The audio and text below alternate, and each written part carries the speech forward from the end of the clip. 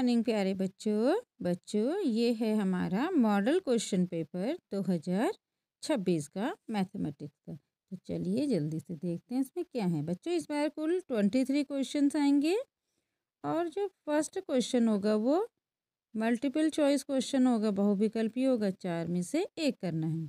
Question number 2 होगा वो कथन और कारण से संबंधित है। आपको एक तो कथन दिया होगा, एक कारण दिया होगा और बताना होगा कि दोनों सही हैं, दोनों गलत हैं, कथन का कारण सही एक्सप्लेनेशन करता है या नहीं, अभी आपको बताएंगे। तो प्रश्न संख्या 1 व प्रश्न संख्या 2 का प्रत्येक खंड 1 अंक का है। ठीक है बच्चों। प्रश्न संख्या 7 से 13 तक 2 अंक के हैं। ठीक है। और 14 से 17 तक 4 अंक के हैं। ठीक है बच्चों। 14 से 17 तक 4 नंबर के हैं, ये थोड़ा ध्यान में रखना पड़ेगा बच्चों। और 18 से 22 तक 6 नंबर के हैं। प्रश्न संख्या 18 से 22 तक 6 अंक के हैं। तो 6 अंक के हैं तो आपको पूरी एक्सप्लेनेशन करनी पड़ेगी, उसकी तरीके से क्वेश्चन को सॉल्व करना पड़ेगा। प्रश्न संख्या 23 जो है वो केस स्टडी है। आपको कोई कहानी दी होगी और उस पर आपको क्वेश्चन दिए होंगे, तो आपको दिमाग लगाना होगा कि कहानी में हम मैथ्स को कैसे लगाएंगे। और उसमें 3 क्वेश्चन पूछे जाएंगे। पहला क्वेश्चन 1 मार्क का, दूसरा क्वेश्चन 1 मार्क का, तीसरा 2 मार्क्स का। तो कहानी में आपको 3 प्रश्न पूछे जाएंगे, तो उसी अंकों के ही हिसाब से आपको उसके उत्तर लिखने होंगे। और बीच में जहाँ पे चॉइस होगी वहाँ पे अथवा लिखा होगा। ठीक है। चलिए जल्दी से क्वेश्चन नंबर 1 पे आ जाते हैं। निम्न में से कौन सी संख्या अपरिमेय संख्या है? बच्चों इसको बहुत ध्यान से पढ़ना होता है। परिमेय लिखा है या अपरिमेय। अपरिमेय संख्याएं किसे कहते हैं? जिनको हम P/Q के रूप में नहीं लिख सकते, या जिनका दशमलव प्रसार अशांत अनावर्ती होता है, ना रिपीट करता है ना खत्म होता है। तो √25 ये भी नहीं है, 81 ये भी नहीं है, ये भी नहीं है। तो कौन है इसका आंसर? 2/√7, क्योंकि √81 9 हो गया, √25 5 हो गया। हमें अपरिमेय पूछी है। द्विघात बहुपद के शून्यकों का योग होगा, तो इसको सॉल्व कर लीजिए। तो ये द्विघात बहुपद है। x² - 25 = 0, x² = 25। तो x हो जाएगा +-5। शून्यकों का योग क्या हो जाएगा? +5, 2 शून्य निकले, x = 5, x -5। शून्यकों का योग कितना हो जाएगा? 0। तो सही आंसर हो जाएगा इसका 0।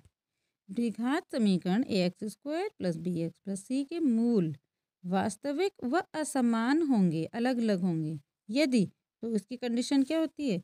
वास्तविक और असमान। तो क्या कंडीशन होती है? b² - 4ac > 0। बच्चों बड़े का चिन्ह ध्यान रखना, जिधर मुंह खुला होता है उधर बड़ा होता है। तो सही आंसर है b² - 4ac > 0। अगला क्वेश्चन है, इस AP का 30वां पद है। तो बच्चों इसमें प्रथम पद a = कितना हो गया? 10। d = द्वितीय पद माइनस प्रथम पद, तो 7 में से 10 गया -3। इसमें बच्चों ध्यान रखना d -3 है। तो 30वां पद n = कितना है? 30। तो कौन सा फॉर्मूला लगेगा हमारा? an = a + n - 1 × d। तो a 30 निकालना है हमने, तो a की जगह कितना रखेंगे हम? 10। a तो ये है 10, प्लस n की जगह कितना भरेंगे हम? 30, 30 - 1 और d की जगह -3। इसको आप सॉल्व कर लीजिए। 10 + 29 और गुणा गया -3। ये माइनस का विशेष ध्यान रखना है। तो कितना आ जाएगा? 10 और ये प्लस माइनस गुणा होकर के दे देंगे -87। और 10 में से 87 गया -77। तो इसका सही आंसर हो जाएगा -77। देखो ऑप्शन में उन्होंने +77 भी दे रखा है, ताकि बच्चे कंफ्यूज हो जाएं, या -3 का माइनस भूल जाएं तो उनका आंसर इतना आ जाएगा। ठीक है। निम्नलिखित में से कौन सी समरूपता की कसौटी नहीं है? तो ए कसौटी होती है? नहीं पूछा है बच्चों, नहीं नहीं है। तो ए कसौटी होती है, SS भी होती है, SAS भी होती है। तो ASA कोई कसौटी नहीं होती है। तो ये इसका सही आंसर है। सही आंसर है ASA। ठीक है बच्चों। भुजाएं समानुपाती होती हैं, तो SSS हो गया। 2 कोण बराबर हो तो भी समरूप होते हैं। और 2 भुजाएं उनके बीच का कोण अगर समानुपाती है, 2 भुजाएं समानुपाती है, उनके बीच का कोण बराबर है, तो भी वो समरूप होती है। लेकिन ASA 2 कोण और 1 भुजा, ये कोई कंडीशन नहीं होती है। निम्न आकृति में यदि BC समांतर DC तो AE का मान क्या होगा। देखो ये थेल्स थ्योरम से आया, समानुपाती प्रमेय से। तो देखो क्या दे रखा है आपको, BC समांतर DE तो AE का मान ज्ञात कीजिए। ये है BC, कहाँ है BC समांतर DE, तो किसका मान निकालना हमने, AE। इसको मान लेंगे हम x। तो ये वैल्यूज यहाँ पुट कर लीजिए।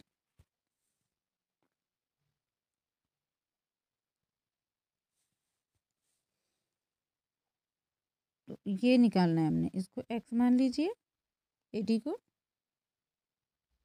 AD आपको 2 दे रखा है, यहाँ से यहाँ तक 2 है। AC आपको 9 दे रखा है, यहाँ से यहाँ तक कितना दे रखा है, 9। और AB आपको दे रखा है 6। तो ये 1 मार्क्स का क्वेश्चन है, ऑप्शन आपने टिक करना है। तो यहाँ से आपको सीधे लग जाएगा 2 3 6, तो कितना 3 9, 3 3 9। इसको ज़्यादा सॉल्व करने की ज़रूरत नहीं है, क्योंकि यहाँ से यहाँ तक 2 है, यहाँ से यहाँ तक कितना है, 6 है। तो 2 तियाँ कितना हो जाएगा, 6 हो जाएगा। तो कितना तियाँ 9 हो जाएगा, 3 तियाँ 9। तो सही आंसर क्या हो जाएगा इसका, 3। जो अनुपात थेल्स की प्रमेय क्या कहती है, AD upon AB is equal to AE upon AC। तो इसका सही आंसर हो जाएगा 3। बिंदु किस चतुर्थांश में स्थित है। तो देखो x प्लस है और y माइनस है, तो ये है हमारा एक्सिस सिस्टम।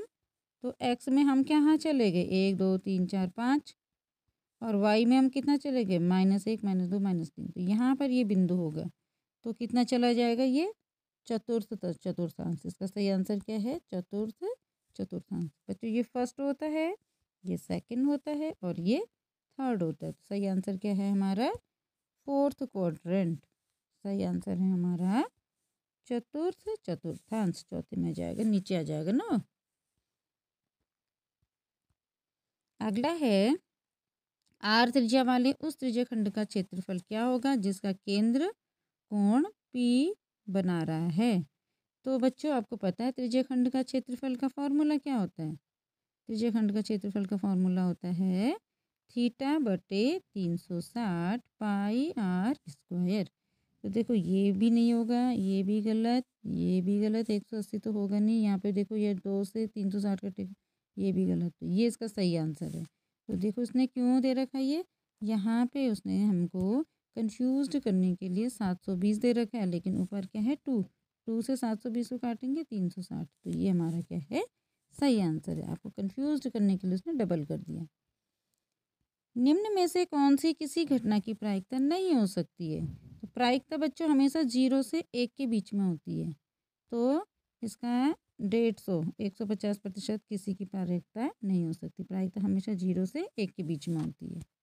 तो 2/3 हो सकती है, 15% भी हो सकती है, 0.5 भी हो सकती है, क्योंकि 0.5 भी 0 से 1 के बीच में है। निम्न आकृति में TP व TQ केंद्र O वाले किसी वृत्त पर स्पर्श रेखाएं इस प्रकार हैं कि कोण POQ बराबर 110, तो PTQ बराबर है। तो ये बच्चों दे रखा आपको। तो देखो ये 100 आपको पता होना चाहिए, ये स्पर्श रेखा और इसके बीच में 90 डिग्री का कोण बनता है। तो ये कोण हो गया 90 डिग्री का, ये भी हो गया 90 डिग्री का। तो क्या हो जाएगा, ये कितना हो जाएगा, 180 माइनस 110 यानी कि 70। सबका जोड़ बच्चों 360 होगा ना, चारों कोणों का जोड़ 360 होगा। तो सही आंसर कितना हो जाएगा इसका, 70 डिग्री। तो ये हमारा ऑप्शन 70 करेक्ट है। अब बच्चों ये क्वेश्चन 2 अभी नए तरीके का आ गया है। इस प्रश्न के 2 खंड कथन और कारण से संबंधित है। प्रत्येक खंड के लिए निम्न में से सही विकल्प का चयन कीजिए। अगर कथन सही है और कारण आर दोनों सही है तो हम क्या लिखेंगे, ए की सही व्याख्या करता है। फिर अगर ए और आर दोनों सही हैं लेकिन आर ए की सही व्याख्या नहीं करता। तीसरा हो जाएगा ए सही है लेकिन आर गलत है। चौथा हो जाएगा आर गलत है लेकिन ए सही है। अब इन चारों में से एक ऑप्शन यहाँ पर हमको मिलेगा इस क्वेश्चन में। अब देखिए कथन क्या है, एक परिमेय और एक अपरिमेय संख्या का योग सदैव अपरिमेय होता है। तो कथन तो बच्चों बिल्कुल सही है। कारण क्या दे रखा है कि 7 प्लस अंडर रूट 3 एक अपरिमेय संख्या है। तो ये कथन भी सही है, लेकिन इस कथन का ये कारण सही व्याख्या नहीं करता। तो इसका आंसर हम क्या लिखेंगे? दोनों सही हैं, ए भी सही है, एक अपरिमेय का योग सदैव अपरिमेय होता है, ये बात सही है। और आर प्लस अंडर रूट 3 एक अपरिमेय संख्या, ये भी बात सही है। लेकिन कथन जो कारण है वो कारण कथन की सही व्याख्या नहीं करता। दोनों सही है, लेकिन आर ए की सही व्याख्या नहीं करता। ए आर की सही व्याख्या कर रहा है, लेकिन आर ए की सही व्याख्या नहीं कर रहा। इसकी वजह से ये सही नहीं है। दोनों सही हैं कथन, लेकिन आर की वजह से ए सही नहीं है, बल्कि ए की वजह से आर सही है, उल्टा दे दिया। कथन ए सभी वर्ग समरूप होते हैं, ये बात सही है। सभी वर्गों की शक्ल एक जैसी होती है, छोटे बड़े साइज के होते हैं तो समरूप होते हैं। सभी समरूप आकृतियां सर्वांग सम होती हैं, ये कथन क्या है बच्चों? गलत है। तो हम इसका आंसर क्या लिखेंगे? कथन ए सही है और कारण आर गलत है।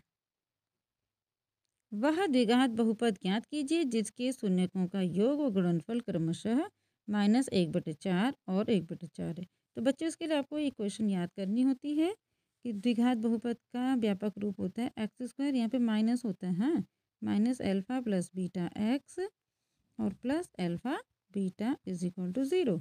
तो इसको लिखेंगे x square minus alpha plus beta की जगह डाल देंगे -1/4, क्योंकि शून्यकों का योग है ना एक्स, और प्लस एल्फा बीटा की जगह डाल देंगे 1/4 इज इक्वल टू 0। ये हमारी द्विघात समीकरण बन गई। अब इसको और अच्छे से करना चाहते हो तो प्रत्येक पद को 4 से गुणा कर दीजिए। तो कितना हो जाएगा 4x स्क्वायर, और माइनस माइनस का हो जाएगा प्लस, 4 से 4 कैंसिल हो जाएगा तो x, और प्लस 4 से जब 4 हम गुणा करेंगे तो वो 1 हो जाएगा इज इक्वल टू 0। ये हमारी द्विघात बहुपद आ जाएगी। तो ये 1 मार्क्स का क्वेश्चन है, तो सिंपल इतना ही करना है। अच्छा, अब आपको दे रखा बिंदु 3, 4 की y अक्ष से दूरी क्या है? तो आपने क्या करना है, यहाँ पे एक एक्सिस सिस्टम बनाइए। ये y अक्ष है और ये x अक्ष है। अब बिंदु 3, 4 कहाँ होगा? 1 2 3, x पे चला होगा 3 और y पे चला होगा 1 2 3 4। तो ये बिंदु यहाँ पर कहीं होगा, यहाँ से 3, यहाँ से 4। पूछा है इस बिंदु की किससे? y अक्ष से दूरी। ये जो बिंदु है y अक्ष से कितना दूर है, कितना दूर है? तो ये 3 चला है ना, यहाँ पे क्या है 1 2 3। इस बिंदु की y अक्ष से, इस y अक्ष से इस बिंदु की दूरी कितनी हो जाएगी बच्चों? 3 हो जाएगी। तो अब आराम से क्वेश्चन पढ़िए और फिर देखिए आपको क्या पूछा है। तो सही आंसर हो जाएगा 3। वृत्त को 2 बिंदुओं पर प्रतिच्छेद करने वाली रेखा को क्या कहते हैं? तो वृत्त है बच्चों, ये 2 बिंदुओं पर प्रतिच्छेद करने वाली रेखा को हम क्या कहते हैं? जीवा। 2 बिंदुओं से काट के जा रही है वृत्त पे, तो क्या बन गई ये? जीवा। व्यास भी हो सकती है लेकिन जरूरी नहीं है। त्रिज्या 3.5 सेंटीमीटर वाले अर्धगोले का वक्र पृष्ठीय क्षेत्रफल ज्ञात कीजिए। तो बच्चों वक्र पृष्ठीय क्षेत्रफल क्या होता है अर्धगोले का? अर्धगोले का वक्र पृष्ठीय क्षेत्रफल, तो इसका फॉर्मूला होता है, गोले का होता है बेटा 4πr², अर्धगोले का होता है 2πr²। तो आपने क्या करना है, 2 पाई की जगह रखोगे 22/7 और r का स्क्वायर है 3.5 × 3.5, तो ये निकाल दीजिए। अब इसको बच्चों आपने काटते समय ये ध्यान में रखना है कि आपके पास 3.5 में पॉइंट भी है, ये 35 नहीं है, तो 7 एकम 7, 7 का पहाड़ा 3 में देंगे तो 0 आ जाएगा, फिर पॉइंट का पॉइंट अब देंगे 7, 7 पंजे 5, 7 पंजे 5, ठीक है, 7 पंजे 35।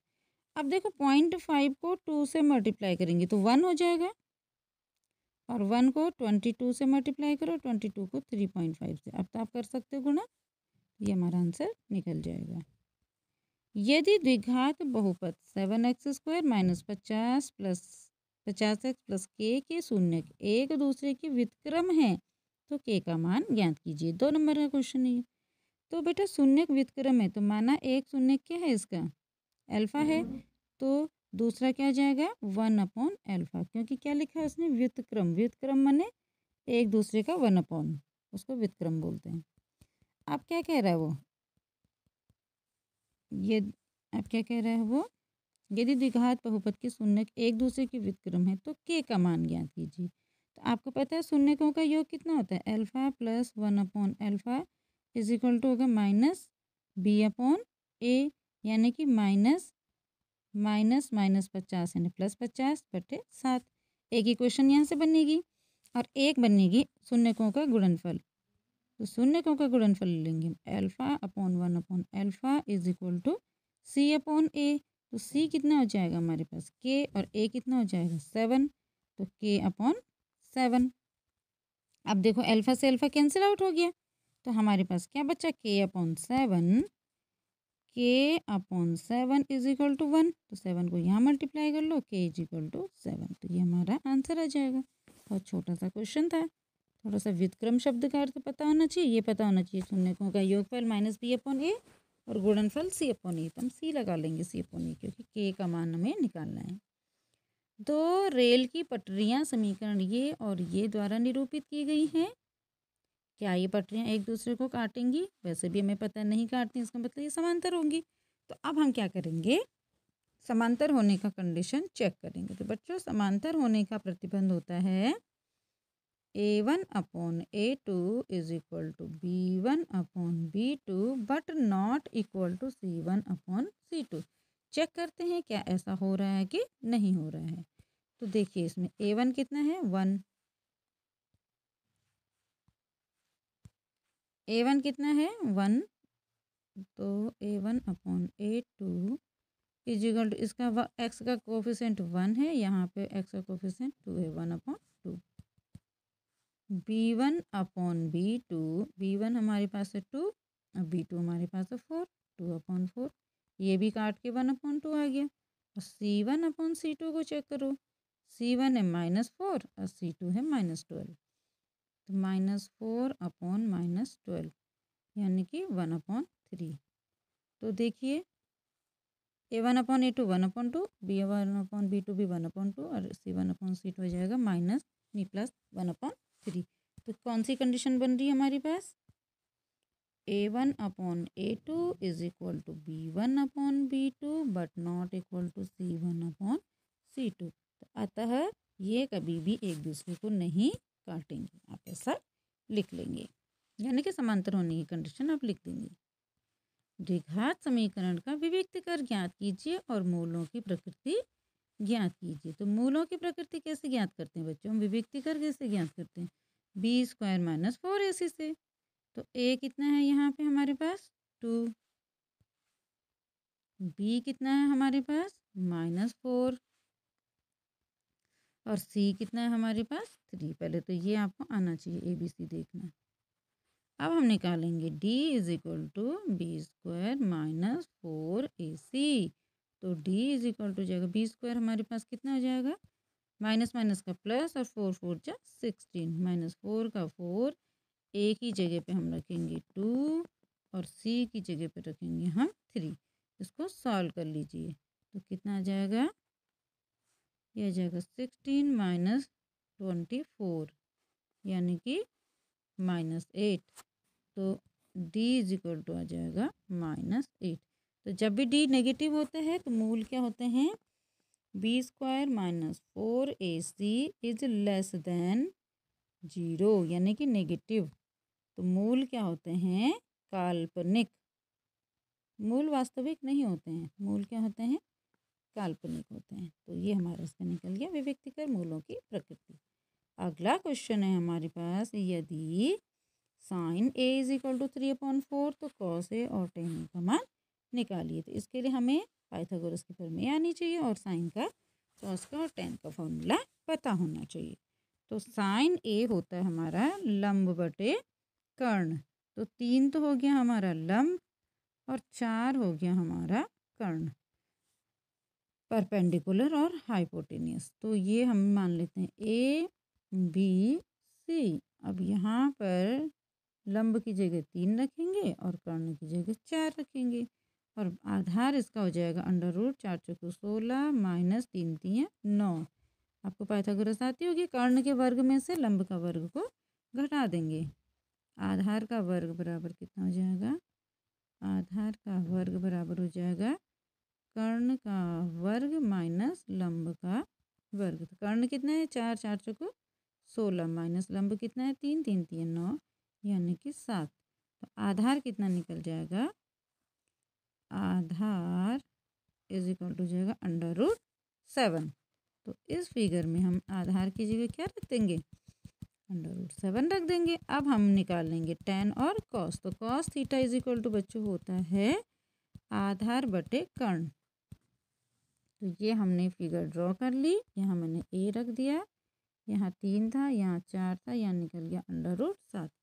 अब हम लिखेंगे cos a is equal to होता है बेस अपॉन हाइपोटेनियस, आधार अपॉन कर्ण। आधार की जगह कितना आ जाएगा? अंडर रूट 7, कर्ण की जगह 4। तो ये हो जाएगा हमारा cos a। इसी तरीके से tan a कितना हो जाएगा? tan a is equal to होता है लंब बटे आधार। तो लंब की जगह हम कितना रखेंगे? 3 और आधार की जगह अंडर रूट 7। तो कितना हो जाएगा? tan theta is equal to हो जाएगा 3 बटे अंडर रूट 7, क्योंकि लंब हमारा 3 है और आधार हमारा अंडर रूट 7 है। तो ये निकल गया हमारा 10। तो बस 1 मार्क्स के 2 क्वेश्चन थे। पाइथागोरस आने चाहिए और फॉर्मूले आने चाहिए। क्वेश्चन नंबर 11 है, एक घड़ी की मिनट की सुई लंबाई 14 सेंटीमीटर है। इस सुई द्वारा 20 मिनट में रचित क्षेत्रफल ज्ञात कीजिए। तो ये क्या हो जाएगा? वृत्त के सेक्टर का एरिया। तो घड़ी की सुई कितनी है? 14 सेंटीमीटर है। कितने मिनट चल रही है वो? 20 मिनट। 20 मिनट में कितना कोण बनाएगी? तो एरिया ऑफ सेक्टर कितना होता है? फॉर्मूला थीटा बटे 360 इंटू पाई आर स्क्वायर। अब मेन प्रॉब्लम क्या है कि थीटा निकालना पड़ेगा। 20 मिनट में कितना कोण बनाएगी? तो देखो, घड़ी की सुई पूरा कितना कोण बनाती है?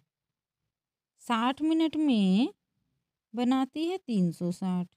तो 1 मिनट में कितना बनाएगी? 1 मिनट में बनाएगी 360 अपॉन 60। तो 20 मिनट में कितना बनाएगी? 360 अपॉन 60 गुणा गया 20। सॉल्व कर लो। तो 0 0 कैंसिल, 2 3 से 36 काटो, 12 120। तो बस अब हमें मिल गया कि कोण 20 मिनट में कितना बनाएगी? 120। लंबाई कितनी है त्रिज्या की? 14। अब हमें एरिया निकालना है। तो कितना हो जाएगा? Area is equal to theta upon 360 pi r square. थीटा की जगह भरो 120 अपॉन 360, पाई की जगह 22/7 और आर की जगह 14 और स्क्वायर है तो एक और 14। बस कैंसिल करके सॉल्व कर दीजिए। 0 0 कैंसिल आउट, 12 3 ज़ा 36, 7 2 ज़ा 14। तो हमारा आंसर आ जाएगा 14 इंटू 2 इंटू 27/3। तो इसको हम सॉल्व कर लेंगे। कितना लिखेंगे हम? 2 गुणा गया 14 और अपॉन 3 और 22 भी है इंटू 22। तो आप इनको गुणा कर लीजिए। 28 22 को गुणा करो, उसमें 3 का भाग दे दो, आराम से आपका आंसर आ जाएगा। निम्नलिखित बारंबारता सारणी में अज्ञात राशियों x y z और t के मान ज्ञात कीजिए। बच्चों, आपको पहले बारंबारता सारणी बनानी आनी चाहिए। तो बारंबारता सारणी कैसे होती है? जो इसमें, इसको मैं थोड़ा सा आपको एक अलग उदाहरण से समझा दूं।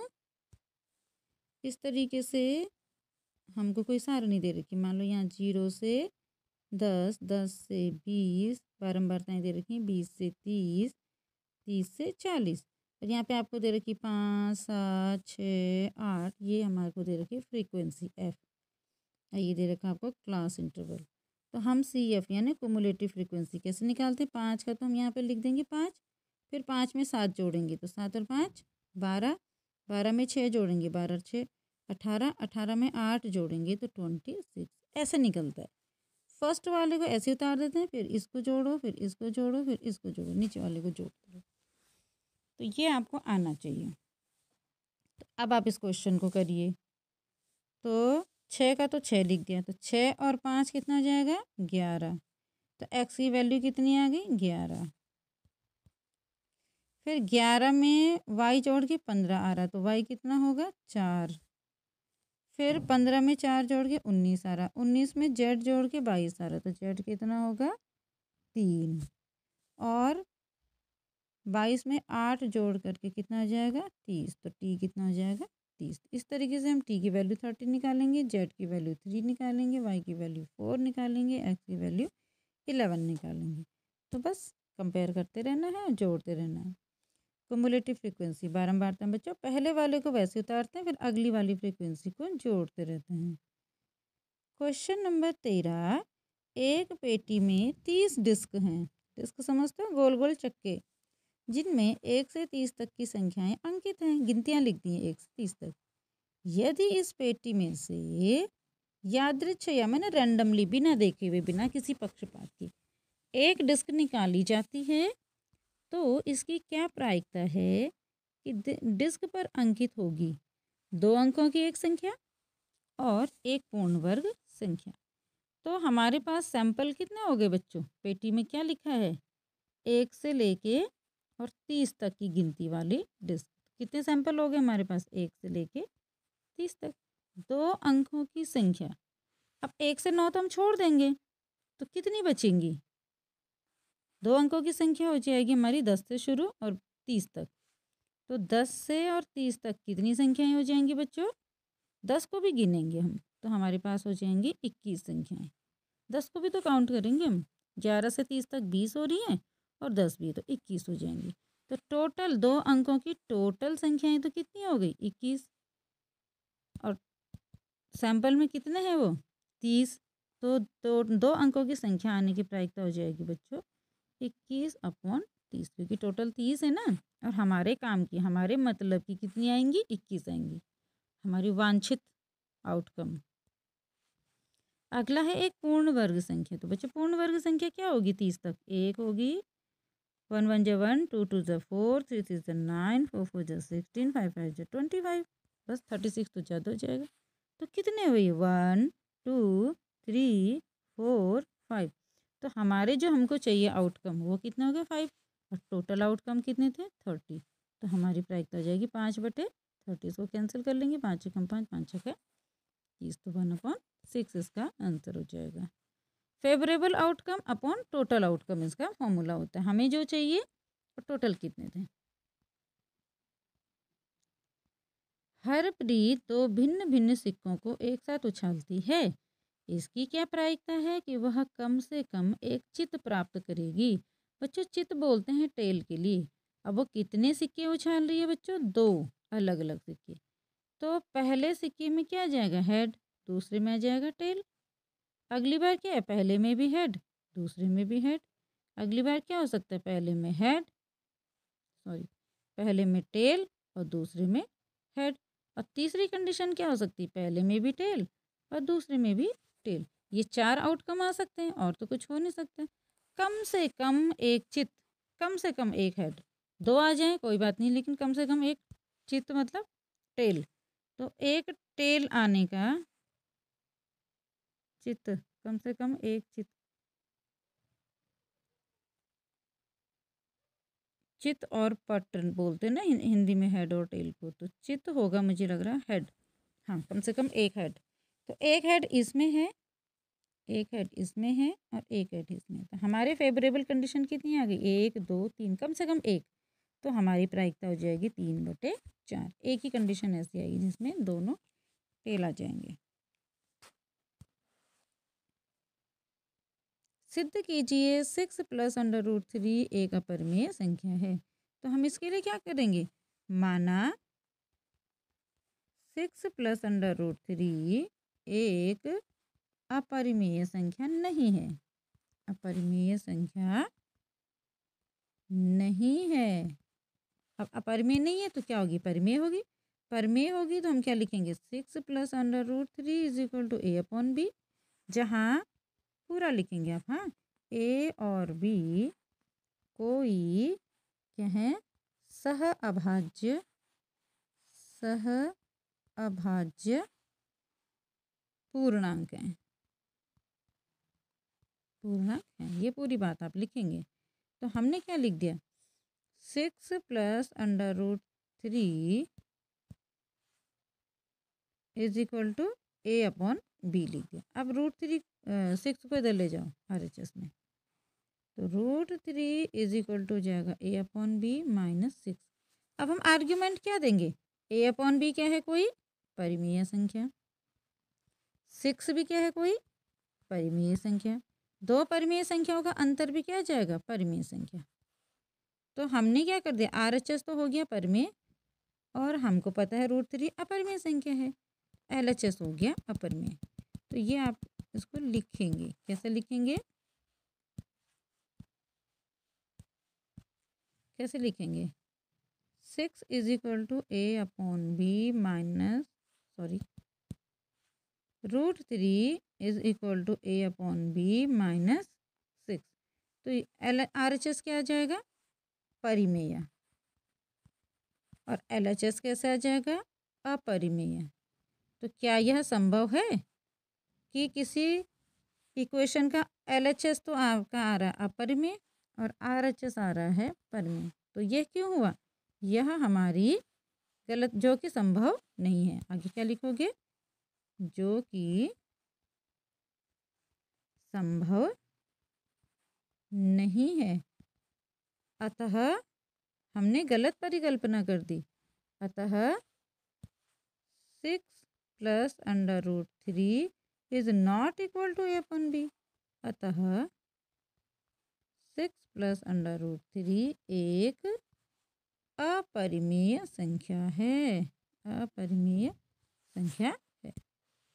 इस तरीके से करेंगे आप इसको। इसका अथवा पाठ देखिए, व्याख्या कीजिए कि 7 × 11 × 13 + 13 और 7 × 6 × 5 4 3 2 1 + 5 भाज्य संख्याएं हैं।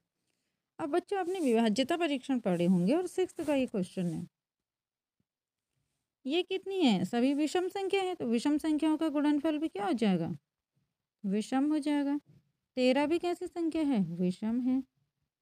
अब विषम संख्या में विषम संख्या को जोड़ करके बच्चों हमेशा सम संख्या आती है और सम संख्या हमेशा 2 से विभाजित होती है। क्या लिखेंगे हम, सम संख्या हमेशा क्या होती है 2 से विभाजित होती है, सम संख्या 2 से विभाजित होती है। तो विभाज्य संख्या हो गई ना। ये सेकंड वाले पे चलिए, इसमें देखो ये गुणनखंड है, इसमें 5 भी है और 2 भी है, तो 5 × 2 कितना होता है 10। किसी संख्या को हम 10 से गुणा करेंगे तो इकाई का अंक क्या जाएगा बच्चों, इकाई का अंक हो जाएगा 0।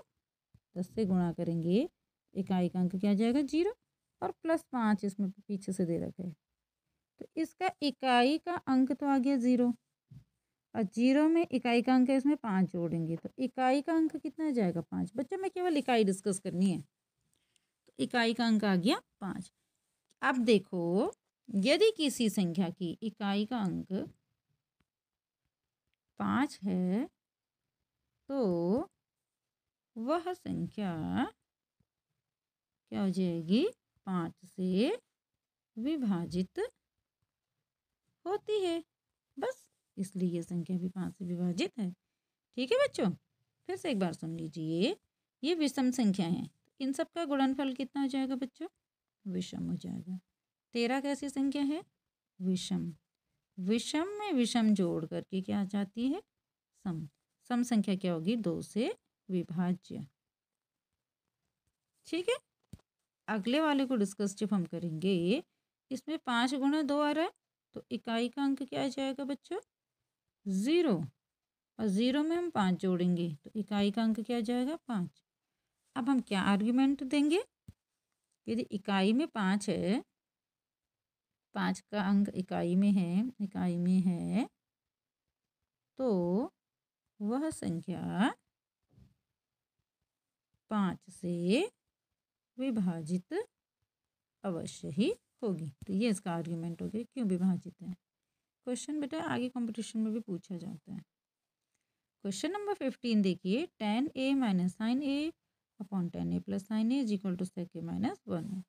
तो tan a is equal to कितना होता है बच्चों, sine A upon cos A minus sine A upon tan a की जगह रख देंगे हम sine A upon cos A और प्लस साइन ए।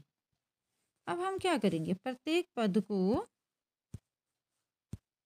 साइन ए से विभाजित कर देंगे। ठीक है, इसको भी क्या कर देंगे, गुणा आ गया 1 अपॉन साइन ए, इसको भी गुणा कर देंगे 1 अपॉन साइन ए, इसको भी गुणा कर देंगे 1 अपॉन साइन ए, इसको भी गुणा कर देंगे 1 अपॉन साइन ए। तो देखो हमने प्रश्न में कुछ भी नहीं किया है, प्रत्येक पद को साइन ए से हमने गुणा कर दिया है। तो हमने क्वेश्चन में कुछ नहीं किया है। अब हम क्या करेंगे, साइन ए कैंसिल आउट, साइन ए कैंसिल आउट, साइन ए कैंसिल आउट, साइन ए कैंसिल आउट। तो हमारे पास क्या बच गया, 1 अपॉन कॉस ए, क्या बचा 1 अपॉन कॉस ए और माइनस 1, नीचे भी क्या बचा 1 अपॉन कॉस ए और प्लस 1। अब देखिए 1 अपॉन कॉस ए को हम क्या लिख सकते हैं, आ गया हमारा आंसर सेक ए, और नीचे भी 1 अपॉन कॉस ए को क्या लिख देंगे हम, सेक ए। तो ये हमारा आंसर आ गया है। बच्चों इसमें आपको ट्रिग्नोमेट्री के फॉर्मूले याद होने चाहिए। अगला क्वेश्चन हमारा देखिए, इसमें हम हर का परमेयीकरण वाले क्वेश्चन याद होंगे आपको। तो परमेयीकरण क्या करते हैं हम, ये जो LHS है इसको हम अंश और हर में क्या कर देंगे, अंडर रूट, इसका अपोजिट लेंगे, यहाँ माइनस है ना, तो हम 1 प्लस कॉस ए से अंश में और 1 प्लस कॉस ए से हर में गुणा कर देंगे। अंश और हर को under root 1 plus cos A और 1 प्लस कॉस ए से गुणा किया। तो देखो हमने इससे इसको कैंसिल कर दिया, हमने क्वेश्चन में कुछ नहीं किया, लेकिन हम कैंसिल नहीं करेंगे। हम क्या करेंगे, अंश को अंश में गुणा करेंगे और हर को हर में गुणा करेंगे। अंश को अंश में गुणा करके क्या आ जाएगा, under root 1 plus cos A का होल स्क्वायर, और नीचे देखो यहाँ है माइनस और यहाँ है प्लस, तो कितना आ जाएगा 1 का स्क्वायर माइनस कॉस का स्क्वायर ए। अब अंश में देखिए रूट से ये स्क्वायर कैंसिल हो गया, तो अंश में तो आ गया हमारे पास 1 प्लस कॉस ए, और हर में आ जाएगा 1 माइनस कॉस स्क्वायर ए की जगह हम लिख सकते हैं साइन स्क्वायर ए, और रूट से स्क्वायर कैंसिल हो गया।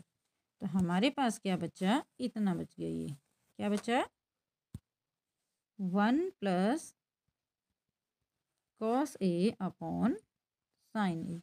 अब एक बार लिखेंगे हम 1 अपॉन साइन ए, और एक बार लिखेंगे हम कॉस ए प्लस साइन ए। इसको अलग अलग तोड़ देंगे, कैसे लिखेंगे 1 upon sine A plus cos A upon sine ए। इस साइन ए को हमने अलग अलग दे दिया, दोनों का डिनोमिनेटर। तो 1 अपॉन साइन ए को हम लिख सकते हैं कॉसेक ए, 1 अपॉन साइन ए को क्या लिख सकते हैं हम, cosec A, COSEC cosec A, plus cos A upon sine को हम लिख देंगे कॉट ए। तो यही हमारा RHS था। इस तरीके से हम इस क्वेश्चन को करेंगे। अगला क्वेश्चन है बच्चों, निम्नलिखित आकृति में PS upon SQ is equal to TR upon. तो देखो बच्चों यहाँ पे थेल्स की थ्योरम लगेगी और हम इनको समरूप सिद्ध कर देंगे। कैसे करेंगे, देखो हमें क्वेश्चन में क्या दे रखा है,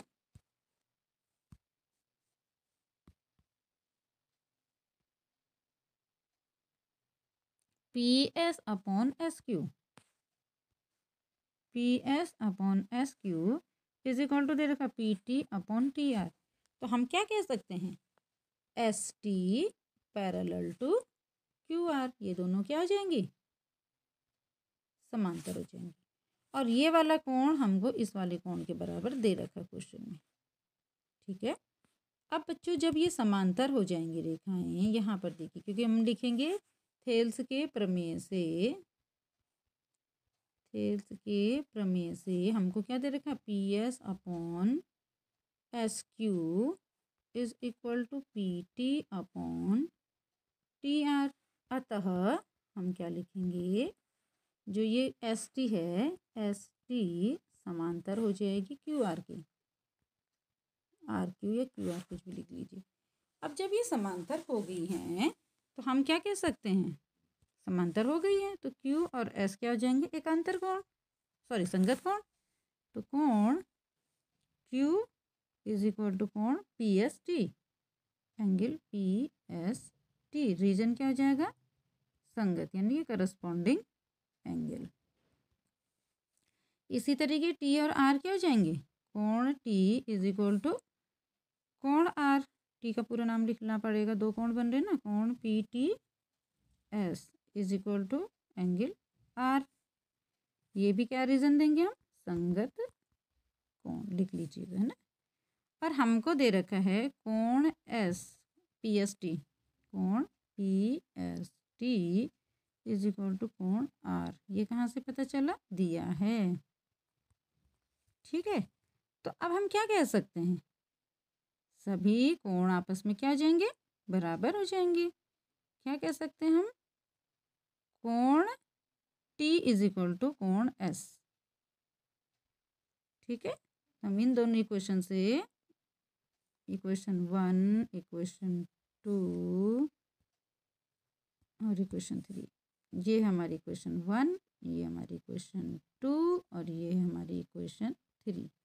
देखो आर किसके बराबर है, टी के बराबर है, आर किसके बराबर है, एस के बराबर है, तो टी और एस बराबर हो गए। इन दोनों को देखिए, आर किसके बराबर है, टी के बराबर है, और आर ही किसके बराबर है, एस के बराबर, तो एस और टी एंगल क्या हो जाएंगे, इक्वल हो जाएंगे। तो हमने प्रूफ कर दिया कि एस और टी इक्वल हो जाएंगे। और एस किसके बराबर है, क्यू के बराबर है, टी किसके बराबर है, आर के बराबर, तो कोण क्यू इज इक्वल टू कोण आर। अब ये दोनों कोण जब इक्वल हो जाएंगे, कोण टी और कोण आर, तो ये कैसा त्रिभुज बन जाएगा, समद्विबाहु।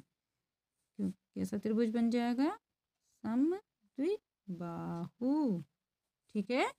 इसलिए समान कोण के सामने की भुजाएं भी समान होती हैं। समान कोण के सम्मुख भुजाएं समान होती हैं। तो जब कोण Q इज इक्वल टू कोण R, Q और R इक्वल टू, तो Q के सामने की भुजा PR, PR is equal to कोण Q, R के सामने की भुजा Q, PQ। तो यही हमने क्या करना था, प्रूफ करना था। तो सिद्ध कीजिए कि ये क्या है, कि समद्विबाहु त्रिभुज। ये देखो,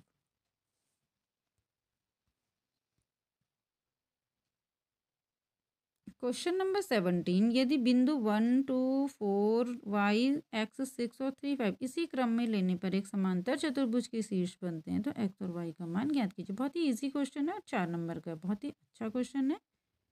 इसमें देखो, इस समांतर, इसमें ये हमने एक समांतर चतुर्भुज बना दिया, ए बी सी डी।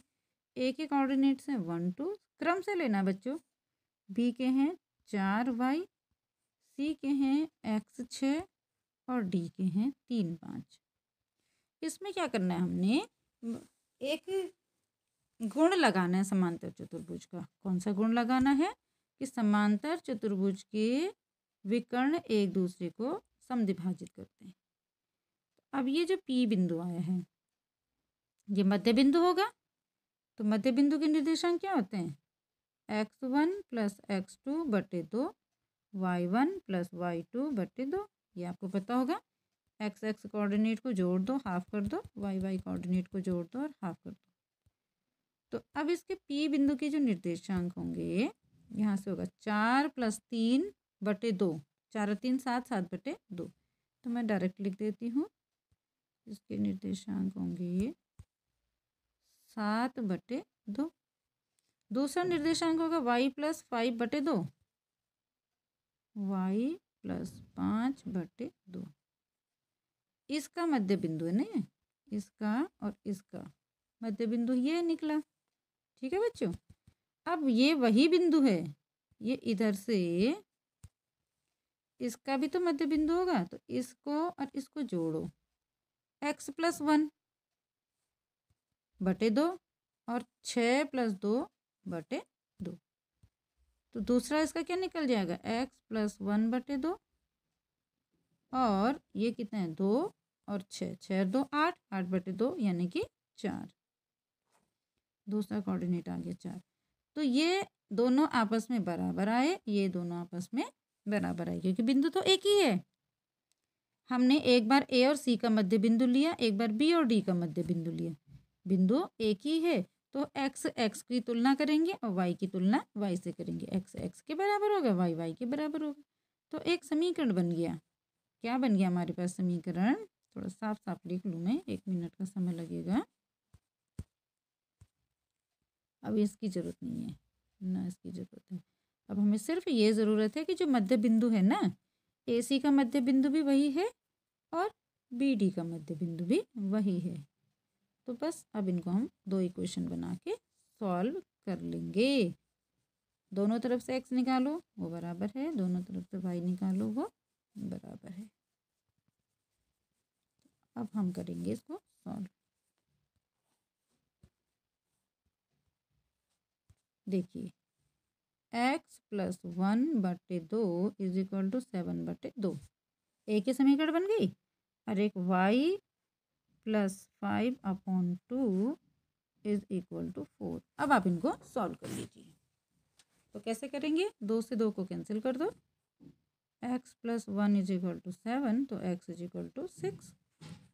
यहाँ से ये क्रॉस मल्टीप्लाई करो, y + 5 = 8, तो y हो जाएगा 3। तो ये हमारे निकल गए। तो बच्चों 4 नंबर का क्वेश्चन था, कुछ भी नहीं करना था इसमें, मध्य बिंदु के निर्देशांक पता होने चाहिए थे, ए सी का मध्य बिंदु और बी सी।